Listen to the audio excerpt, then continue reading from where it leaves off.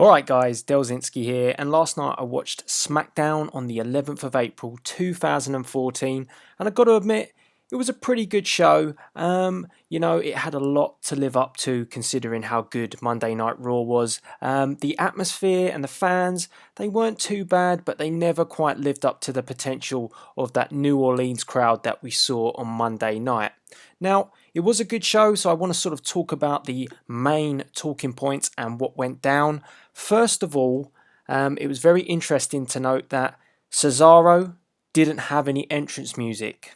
Yep, so it sounds like they're still deciding, and he will lose that We the People theme song that he had originally, which, I don't know, to me is a bit of a shame because I really enjoy the da da da da da da da da da. I kind of hoped it was going to stay with Cesaro, but it was kind of obvious really that it was going to go to Swagger and Zeb Coulter. So Cesaro still undecided in terms of entrance music. It looks like he's being repackaged, so he's going to get a brand new theme. He's not going to get his old original theme back. It seems that way because no music hit throughout this matchup. So it was Cesaro versus The Big Show. Cesaro came down to the ring and he pretty much just had a Paul Heyman promo as his entrance. It was nice to see Paul Heyman again billing Cesaro as the king of swing. So I think that's going to stick. And look out for some t-shirts with that on because I'm pretty sure that is going to be a unique selling point. Now, the big deal in this match, we did have Paul Heyman on commentary. Very interesting. For half the match, he didn't really speak, so I don't know if there were some mic problems here, but there were some classic lines. I'll cover that in a little while from JBL on the commentary during this match. Anyway, the big point and the big moment of this match was Jack Swagger interfering, ultimately costing The Big Show the match. The Big Show getting disqualified, but Cesaro really needed to stamp his authority during the match. He didn't really have the best of things. The Big Show kind of was controlling it, and this was almost, a chance for the Big Show to get retribution for being body slammed over the top rope in that Andre the Giant Battle Royal that was at WrestleMania 30. But Cesaro definitely did make his point after the match as he decided to attack the Big Show. He hit him with a couple of uppercuts, but then this was the big moment. And you know what? I seriously marked out. I'm a huge Cesaro fan, but this was something. Cesaro managing to perform the neutralizer on the Big Show. Speechless. Yes, it was that damn good, and he is most definitely the Swiss Superman. This was more amazing than him performing a swing on the Big Show. The neutralizer nailed. And you know what? It was fantastic. It was a great moment, and it just showcases Cesaro's power and strength that little bit more. There's big things to come from the new Paul Heyman guy, and that's for sure. The classic line that I had from JBL, Michael Cole was kind of interrogating Paul Heyman, the reasons why he decided to sign Cesaro. He was asking him, did you tap him up from stealing him from Zeb Coulter? And Paul Heyman said, you're not a lawyer, to Michael Cole. And then JBL follows with, yeah, you're not a lawyer, Michael. You're barely even a commentator. And to this point, it felt like Michael Cole seriously bite back with a, well, JBL, you know about bad commentary. And it just made me laugh, the fact that straight off the cuff, JBL slotted that little comment in. And as I said, Michael Cole took the bait and seriously bit at that comment. All in all, as I said, it looks like this Cesaro repackage is going to be very good for him. There has been as well the interview with Paul Heyman and Michael Cole where, again, Heyman just putting over Cesaro so well. So you've got to expect that he is going to be in the fold for a title, whether it be the Intercontinental title, whether it be the WWE title. It sounds like Heyman has full control of that direction. Anyway, needless to say, a neutralizer on the Big Show is a pretty big deal. Now, up next on the show, well, this really is something I don't really want to talk about very much because it's the same old, same old.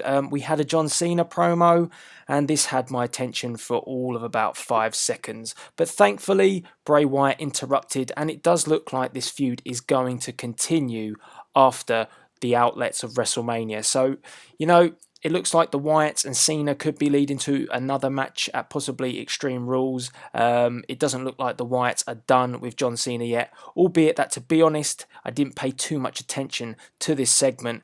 You know, I'm not John Cena's biggest fan, and John Cena, every time he cuts a promo, it's usually the same old stuff. And I'm just thankful that the Wyatts tend to cut him off every time he gets going. So that feud's going to continue. Let's see how that plays out. Now, one of the biggest moments on this episode of SmackDown has to be, and do you know what? This was just epic. Daniel Bryan and Hulk Hogan in the ring together. Hulk Hogan pretty much putting over the new WWE World Heavyweight Champion, and the Yes Man made his way to the ring. And it was just, you know, when you watch a moment like this, it was just phenomenal. It was really nice to see. It was like seeing the past of the company, you know, with Hogan, the legend, and then seeing the future of the WWE and Daniel Bryan. And it was kind of interesting because Daniel Bryan went on to say, you know, when he was younger, he used to watch Hulk Hogan. He was the one that wanted to have the 24-inch pythons, and he said, you know, he's still working on that at the moment, which I thought was a great line. But the epicness was when you heard the Real American theme playing throughout the arena, and yes chants from the crowd. Daniel Bryan giving the yes salute, the crowd chanting yes, and the Real American theme thundering through the arena. Hulk Hogan as well, you know, posing for the crowd. Daniel Bryan mimicking Hulk Hogan. It was just a phenomenal segment, and it was epic. It was almost like a secondary WrestleMania moment. So this was a great moment. I would say if you don't get to see anything of this SmackDown episode, you definitely should try and check that moment out. Next up, RVD took on Damien Sandow. As I said, it's great to have RVD back. It's something I've been waiting for a long, long time. I just think RVD hasn't really skipped a beat since he come back to WWE. He came back, had some good matches, then went away. Now he's back again. He still looks as fresh as ever. No real development on RVD in terms of storyline. Who is he actually going to be paired up with? I mean, he's been fighting Sandow, but I want to sort of see a proper feud for RVD. Even though I know he's on these short-term deals, it feels like that they can utilize him more than the likes of a Lesnar. And you know what? As I say Lesnar, I sort of think to myself, could we have an RVD Brock Lesnar feud? I know it's not maybe probably the right time because the fact that Lesnar should be looking to be in the world title picture as he defeated the Streak. But RVD, you know, kind of an old ex-Paul Heyman guy, it kind of would work to sort of get him in the mix with possibly Cesaro and Lesnar. Interestingly, Paul Heyman has been saying recently that if he needs someone taken out to assist Brock Lesnar, Cesaro's the man. So how about they kickstart a feud with Cesaro, RVD, which could lead to RVD getting in the mix with Brock Lesnar? This would just bide some time whilst we play out this authority storyline with Daniel Bryan. So it kind of, to me, would be quite a good move from the WWE. But guys, let me know via the comments box below what you think, and who do you think RVD should be placed in a feud with? Do you like my idea of having Cesaro going up against RVD? Let me know via the comments box below. Now, the next part of SmackDown, well, you know, I don't really know what to think of this. Apparently, Fandango, or Fandango, has dumped Summer Rae. Is he insane? I mean, are you for real? Why would you do that? I mean, that is ridiculous. You know, this has led to him now being partnered and assisted by Layla, and Fandango faced Santino Marella, and they sort of played it out, the fact that Summer Rae didn't do an awful lot for Fandango in terms of matches, didn't, you know, be a great assist, a helping hand when Fandango needed it. But Layla definitely showed that side when Santino Marella went for the Cobra, and she stole the Cobra from him. Awkward. That sounds very, very weird, but that's what happened. And Fandango ultimately got the victory thanks to an assist from his new assistant, Layla. So, Summer Rae's been dumped. It's a step down in my opinion for Fandango. But hopefully, with Summer Rae being a free agent, she can come manage Delzinski any time of the week. So, there you go, Summer Rae. If you want to come manage someone, come manage me. But ultimately, it's going to be a new path. To be honest, Santino Marella didn't look like he cared that he lost. To be honest, he was too interested in being a Wally basher with Emma. I don't get Emma, to be perfectly honest. But new direction with Fandango. I guess they want somebody who can be a bit more of a heelish assistant for him. Summer Rae's, pretty much over with the fans because everybody fancies her. And I expect that Summer Rae will become a face down the line. Okay, on to the main event.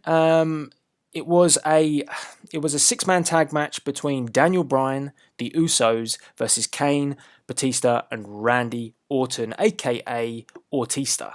That's what I like to call them anyway. Now, it was a good match, but it led to a no contest and a double count out. And then the beatdown started happening outside the ring. After the match, it was almost like, again, the Authority trying to stamp their authority on the young bloods of the WWE, as we saw Ortista, performing an RKO on the Usos, and then also Batista bombs. But meanwhile, on the outside, it was Kane who was really trying to do the damage with trying to put Daniel Bryan through a table. Now, it was just about to happen. Ortista looking on from inside the ring, watching Kane, not going to go and help, but just watched Kane do the damage. As he's about to do it, he is saved by the Hounds of Justice. The Shield coming out of nowhere through the crowd and putting a beat down on Kane.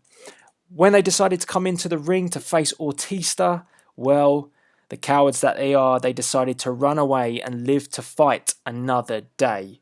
So I found that kind of interesting that they didn't want to, kick off now. And I think this is possibly leading to maybe an Evolution versus the Shield match. I mean, you could do an Evolution versus the Shield and Daniel Bryan match if you fancy getting Ric Flair involved. Woo! But is that going to happen? I don't know. Rick's a bit temperamental. You know what he's like. I don't know what sort of shape or how he's feeling at the moment. But I'm sure if he was made the offer, he probably would come back to the WWE. Either way, I think we're going to get some sort of 6-man tag match at Extreme Rules because this feud looks like it's going to continue for a fair while. In terms of the WWE Championship itself, there's no real indication who is the actual number one contender. Although they say it's Randy Orton, it's still sort of being played out that Batista has a bit of a gripe. Triple H still not happy. But I don't know whether we're going to get a world title match at Extreme Rules or whether instead we're going to get a 6-man tag team match instead. But there's plenty of time and I'm sure we will find that out. Either way, it was again the future, and this is the important bit, it was again the future of the WWE standing tall at the end of SmackDown. And it gives you the feeling that there is a new era upon us. And it just left, the old school of the WWE looking on and thinking, damn, these guys are the young blood of the WWE, and these guys are the future of the WWE. And I'm beginning to say that they're the future, but they're also the here and now of the WWE. So it was a good finish. Not much different, really. Again, the Shield, Daniel Bryan, also the Usos, standing tall at the end of SmackDown, just like they were on Monday Night Raw. The Authority versus the Hounds of Justice and Daniel Bryan seems to be building nicely. And we'll roll on to next week's Monday Night Raw to see what happens. Guys, let me know what you thought of this week's SmackDown episode, and let me know on the topics with the likes of RVD, the main event, Fandango, and of course, Cesaro nailing the Big Show with a neutralizer. Let me know via the comments box below what you thought of this week's episode of SmackDown, and I'll be happy to hear your comments, and I'll be looking forward to seeing your comments. So until next time, also, I forgot to mention, keep up to date with me via the Twitter, and that is at Delzinski. And all that's left to be said, guys, is please rate, comment, and subscribe. This is Delzinski, signing out.